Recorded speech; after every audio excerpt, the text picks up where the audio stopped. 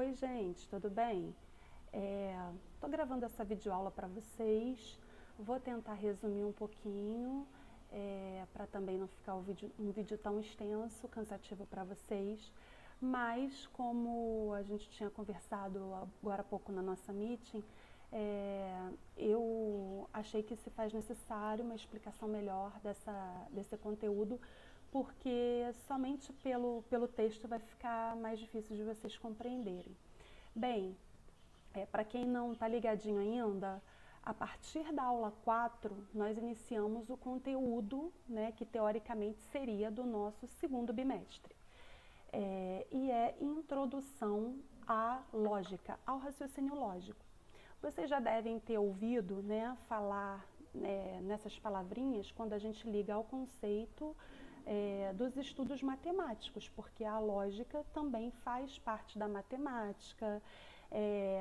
É uma matéria que cai bastante também nos concursos públicos, e não sei se é do conhecimento de vocês, né, que a lógica ela surge na filosofia, assim como muitas das nossas disciplinas. Então a gente pode dizer que a filosofia seria uma disciplina mãe, né, das outras disciplinas, dos outros conhecimentos.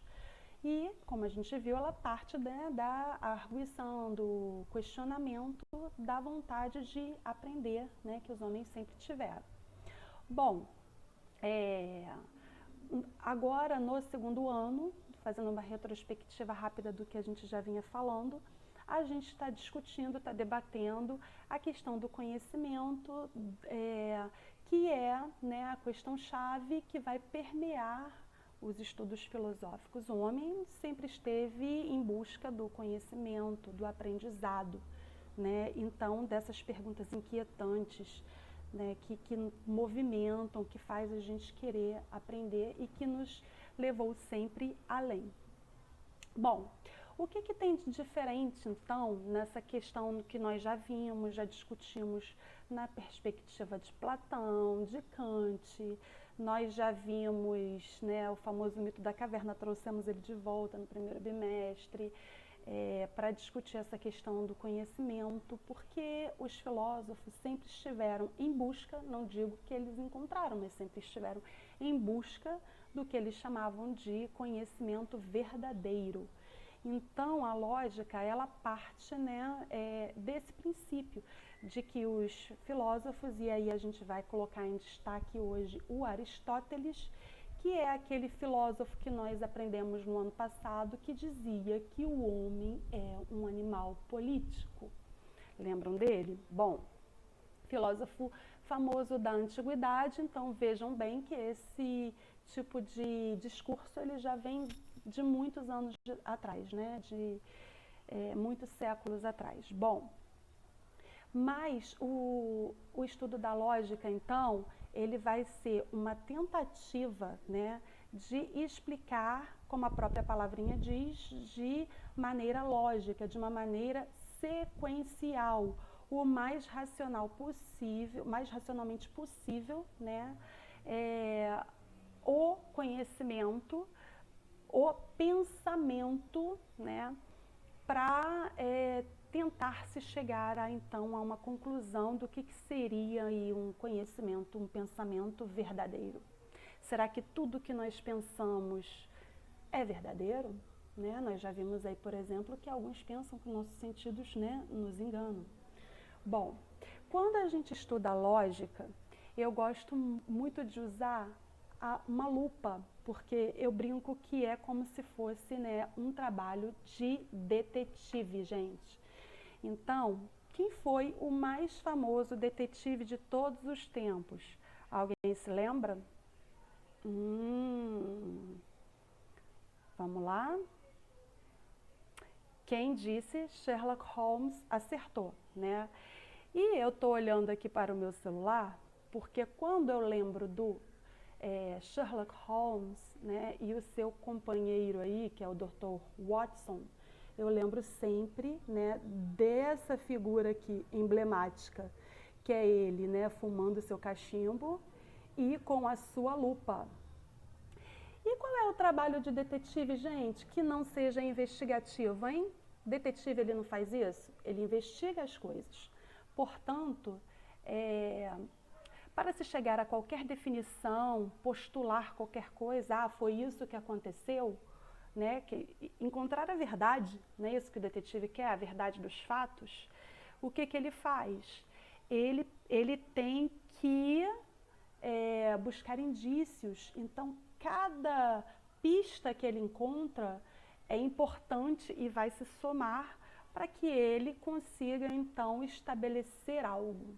Então, no final, sempre quando ele está buscando, lembra, Sherlock Holmes tinha uma frase muito conhecida, que ele dizia assim, quando ele encontrava uma pista, elementar, caro Watson. Lembra disso? Elementar. Ou seja, essa pista é muito importante. Então, ele juntava aquelas pistas. E aí, gente, interessante também, que quando eu procurei essa figurinha no Google, eu vi que tem um filme do Sherlock Holmes, que eu não assisti ainda, mas me deu até vontade de assistir. É com aquele ator que faz, eu acho que é o Homem de Ferro, Robert Downey Jr. Fica aí uma dica para vocês aí também na quarentena, hein? Vamos assistir um filminho bom. Bom, voltando, né? Então, a lógica é mais ou menos isso. Gente, eu vou fazer uma coisa agora que vocês vão, né, na linguagem de vocês, achar meio tosca, porque eu descobri que a minha lupa, a lupa do meu filho, né, que eu pego emprestada, tá lá na Pavuna, né, como vocês sabem, eu tô morando aqui em Bangu. Então eu vou fingir que essa xuxinha de cabelo aqui é uma lupa, tá, gente? Bom, então, o nosso trabalho, né, dentro da lógica, vai ser investigar cada elemento, né, para a gente chegar a uma conclusão, uma definição, se os argumentos que nós vamos encontrar, se eles são válidos, se eles são inválidos, se são verdadeiros ou não. Por isso é que eu brinco que é um trabalho de detetive. Bom, mas por que isso surgiu, né? Porque Aristóteles percebeu que quando ele estava se debruçando sobre um estudo de uma ciência exata, como a matemática, para quem não sabe ou para quem não se lembra, foram também os filósofos que desenvolveram a matemática, a física. Então, vocês não raramente vão se deparar com as fotinhos deles lá nesses livros, né, dessas disciplinas. Bom, tem o plano cartesiano, que foi desenvolvido por René Descartes, tem o teorema de Pitágoras, dentre outras coisas que eu não posso estar me lembrando agora. Bom, ele percebeu então, gente, que quando ele estudava uma disciplina exata, né, ele chegava a um raciocínio exato. Por exemplo, 2 mais 2 são 4. Não tem como fugir disso. Essa é a regra. Então, por isso que são ciências exatas, porque elas vão nos dar resultados precisos, exatos, né?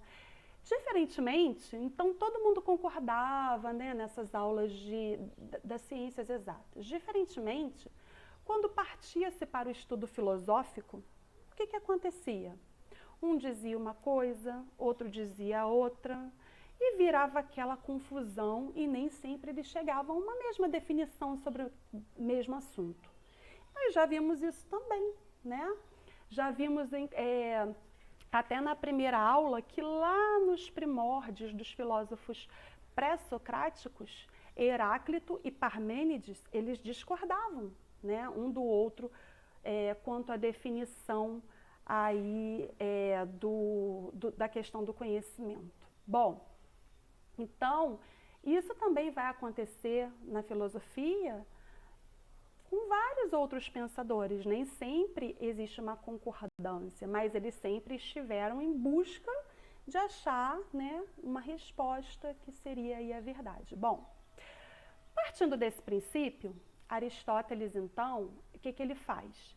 Ele tenta estabelecer um método, né, onde ele, usando mecanismos parecidos com com aqueles princípios matemáticos, ele conseguisse chegar, né, a uma definição de uma verdade, de um pensamento mais verdadeiro.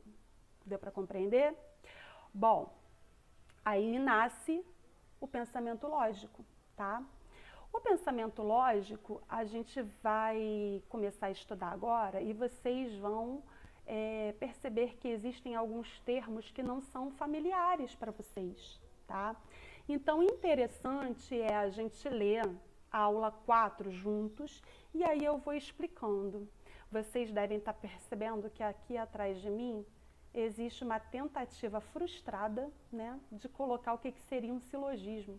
Por que frustrada? Porque eu fiz com todo carinho, mas está espelhado. E aí o meu conhecimento tecnológico não me permitiu ainda tentar inverter a minha câmera.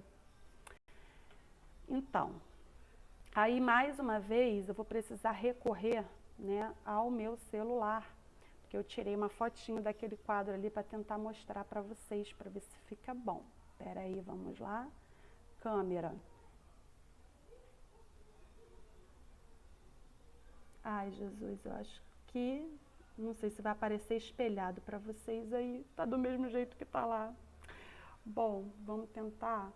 Depois eu tento dar um jeito nisso aqui.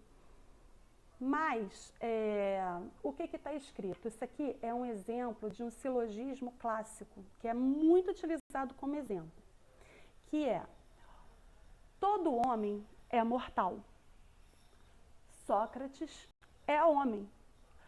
Se eu tenho essas duas premissas, eu parto da seguinte conclusão: se todo homem é mortal, Sócrates é homem, logo Sócrates é mortal. Tá? Mas isso é um assunto para a aula da semana que vem. Por hoje, nós vamos, para a gente chegar aqui a compreender o que é isso aqui, a gente tem que se familiarizar, né, com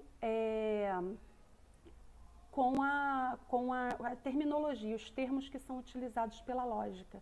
E é isso que eu quero que vocês entendam, memorizem, porque isso é muito importante para que vocês não cometam erros, para que vocês não cheguem a definições aí equivocadas, tá? Nesses argumentos.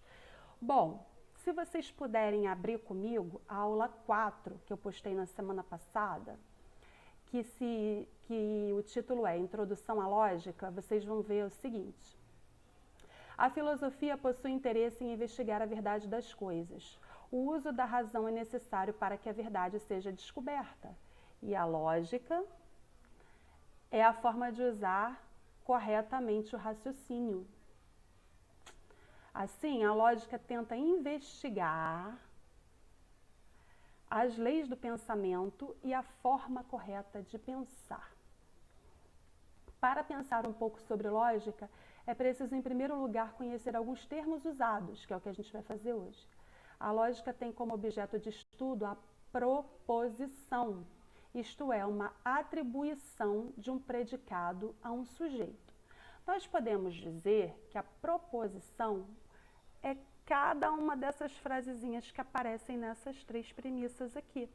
Então, eu tenho uma primeira proposição aqui, ó, que todo homem é mortal, tá? Essa é uma proposição, não é preposição não, quase que eu falei errado, hein? Mas a gente também pode se lembrar das aulas de português, por que não, né? Vamos lá. Todo homem é mortal. Vocês devem lembrar que na aula de português vocês aprenderam o que é sujeito, o que é predicado. Então, sujeito, né? O que é o sujeito? É aquele que é atribuído a alguma coisa. Bom, se eu falo todo homem é mortal, quem é mortal? É aquela perguntinha que eu faço. Todo homem.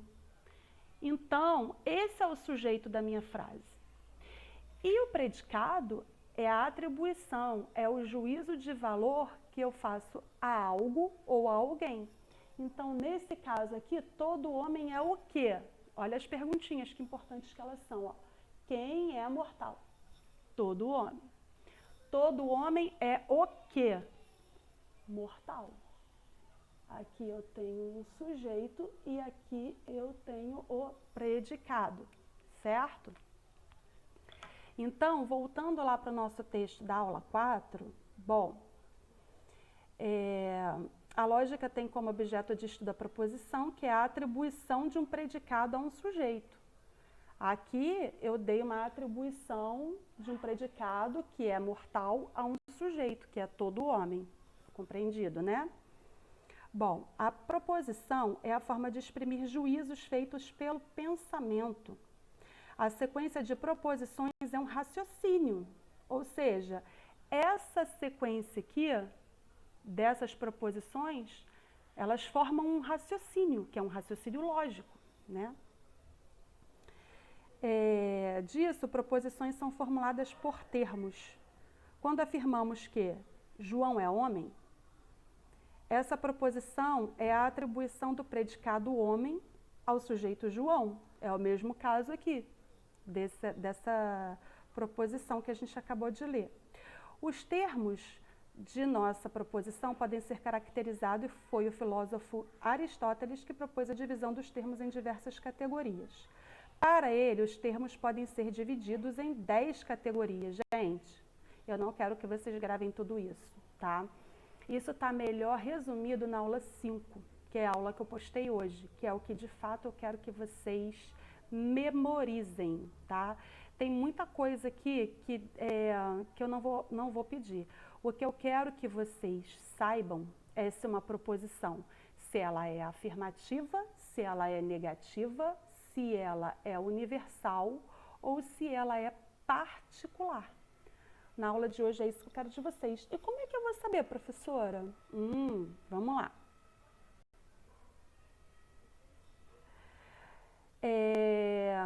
Por exemplo, né, João é homem. Se eu sei que João é homem, logo João não é mulher. Essa é a negação da premissa. Eu afirmo que João é homem. Então, se eu estou negando, eu sei que João não é mulher, né? Do ponto de vista da qualidade, as proposições elas podem ser universais, particulares e ainda tem as singulares, que eu esqueci de falar. Tem as singulares também. Nesse caso aqui, eu sei que essa proposição ela é universal. Por quê? Porque eu estou utilizando a palavrinha, ó, todos.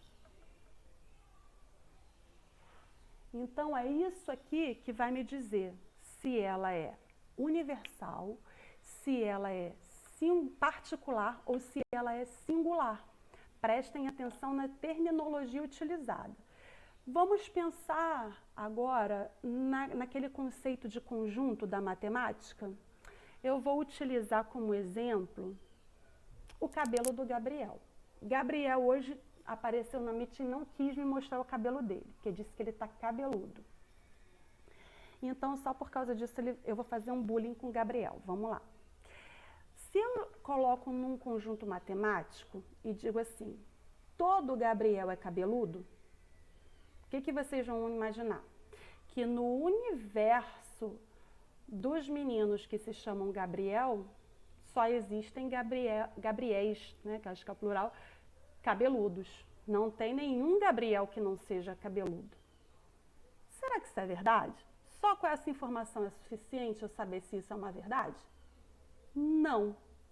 Eu tenho que me lembrar que existem subconjuntos, ou seja, dentro desse mesmo universo pode existir algum Gabriel que não é cabeludo, como o outro Gabriel que tem na sala, da nossa sala, aquele branquinho que é bem quietinho, muito bom aluno.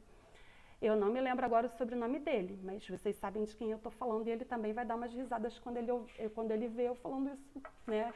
Aqui. Bom, se eu digo assim, todo Gabriel é cabeludo, eu estou negando o fato de que aquele Gabriel branquinho lá não é cabeludo. Então, só com isso eu não consigo estabelecer um raciocínio lógico e dizer que é verdadeiro, né? Bom, como é que eu sei se a minha proposição ela particular. Quando eu começo a diminuir, né, dentro desse grupo, né, as possibilidades. Então, eu posso dizer assim, ó, alguns Gabriéis não são cabeludos. Ou, todo homem é mortal? Alguns homens são mortais. Aí eu não estou afirmando que todos eles são. Portanto, eu tenho uma capacidade mais assertiva quando eu começo a diminuir, percebem? Essa gama de possibilidades, né? E singular quando eu falo de alguém em específico, como este Gabriel é cabeludo. Tô falando do moreninho.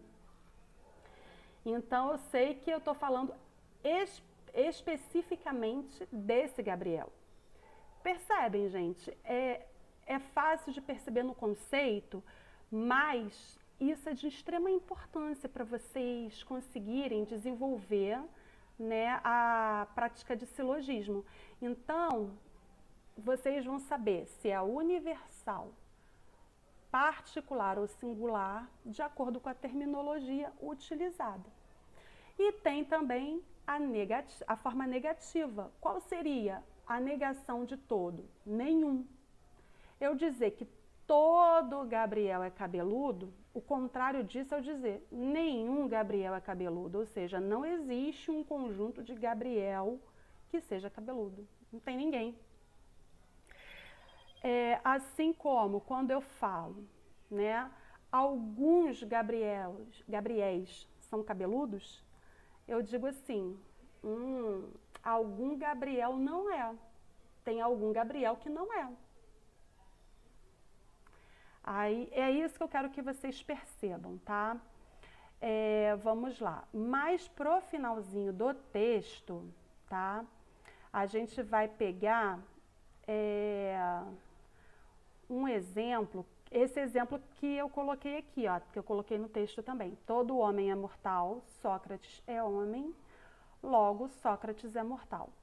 O silogismo, ele é formado necessariamente por 3 proposições, tá? A premissa maior, a premissa menor e a conclusão. Se não tiver 3 proposições, não é silogismo, tá?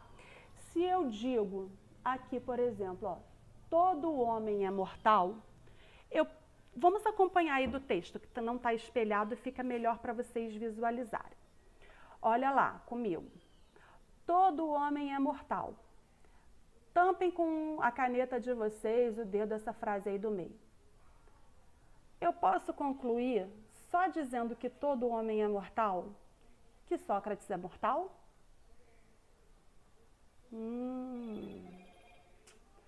Como é que eu sei se Sócrates é homem?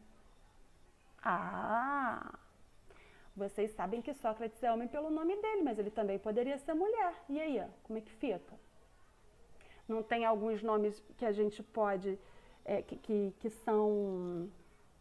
que não variam, que pode ser tanto de homem quanto de mulher? Por exemplo, Evanir. Se eu digo Evanir é mortal, vocês vão saber se ele é homem, se ele é mulher?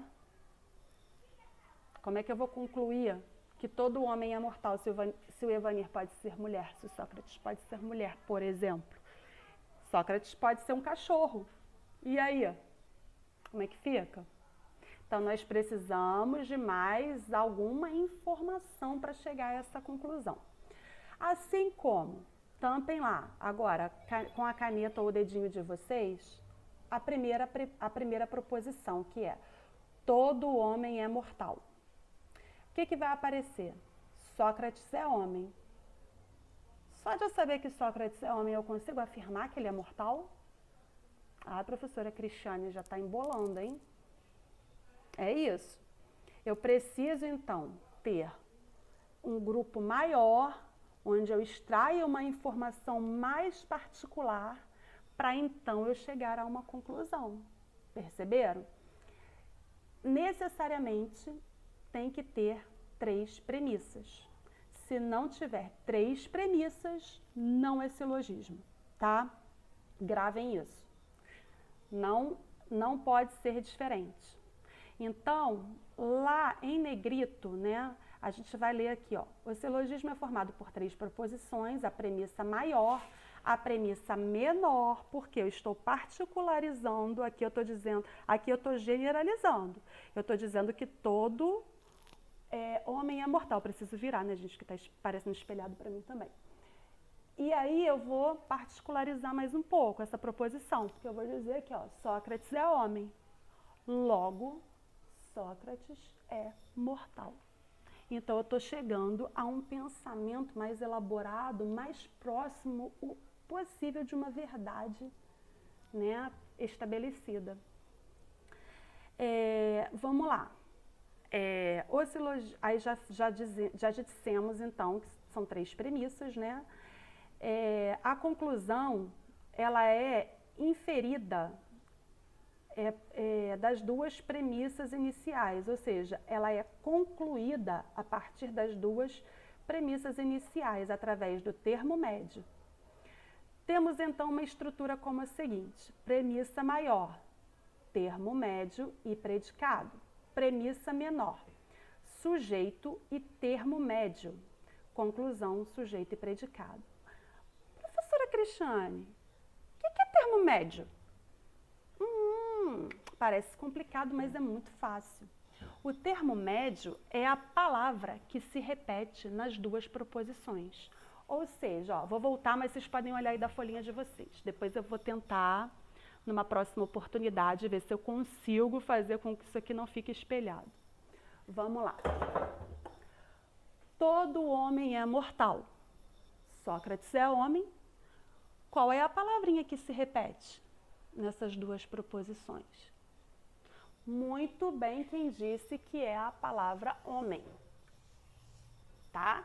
Então, achei aí o meu termo médio. Qual é a parte interessante? Se vocês observarem, o termo médio ele não pode aparecer na minha conclusão, tá? Então, a gente vai ver que a gente tem o sujeito, que é o que aparece aqui, e a atribuição a que se faz a esse sujeito, que é mortal. O termo médio ele não aparece em momento nenhum na minha conclusão. Isso também é uma das regras mais importantes do silogismo. Se o termo médio aparecer na conclusão, minha conclusão não é válida. Mas a gente vai exercitar isso mais nas próximas aulas. Bom, então já identificamos algumas coisas importantes. Sabemos, né, que os termos que definem se a minha premissa é universal, singular ou particular, se ela está afirmando ou negando algo, o que é um silogismo, né? E quais os elementos que vão aparecer nas minhas conclusões. Para não complicar muito, eu acho que tá bom por hoje, tá?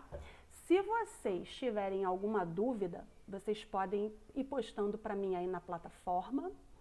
Deem uma lida também na aula 5, que eu vou fazer mais um videozinho então para a semana que vem, tá? Se vocês acharem necessário, depois a gente agenda outra meeting, que foi muito bom ver vocês, gente, mas eu só consegui ver 3 alunos. Da 2007 foi a Gabi, a Vitória e o Gabriel. O Gabriel não apareceu. Quem foi que apareceu? Acho que ele apareceu rapidinho e sumiu. Não deu para ver o cabelo dele, não. Eu sei que tem gente que fica com vergonha, né, também de aparecer, mas todo mundo desativou a câmera, né? Só eu que fiquei lá com a minha cara de traquinas, ó. Bom, então, gente, continuem investigando. Vamos lá, elementar. Elementar, caros alunos. Cada partezinha dessas proposições são importantíssimas para a minha conclusão, tá? E a gente exercita mais nas próximas aulas esse pensamento. Espero que vocês tenham gostado. Foi tudo feito de maneira simples, mas com carinho, tá? Vejo vocês então na semana que vem. Beijinhos virtuais a todos. Continuem se cuidando, tá? Boa semana.